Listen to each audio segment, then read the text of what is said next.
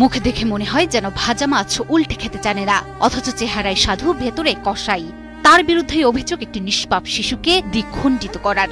মাত্র 2 মাসের জন্য ফ্ল্যাটে এসে রামিসা নামে এক নিষ্পাপ শিশুর জীবন কেড়ে নিল এই নরপিশাচ। তারই ঘরের শৌচাগার থেকে উদ্ধার হয়েছে রামিসার বিচ্ছিন্ন মাথা, আর খাটের নিচ থেকে মিলেছে তার নিথর দেহ। পুলিশের ধারণা শিশুটিকে পাশবিক নির্যাতন বা ধর্ষণও করা হয়েছিল। তবে অপরাধ করে গ্রিল কেটে পালিয়ে গিয়েও রেহাই মেলেনি। পুলিশের হাতে ধরা পড়েছে এই সন্দেহভাজন খুনি। কি ঘটেছিল সেই নিষ্পাপ শিশু রামিসার সাথে? রাজধানীর পল্লবীর বাতাসে এখন শুধু মা বাবার বুক ফাটা আর্তনাদ আর এক অবুঝ শিশুর নিথর দেহের নীরব হাহাকার।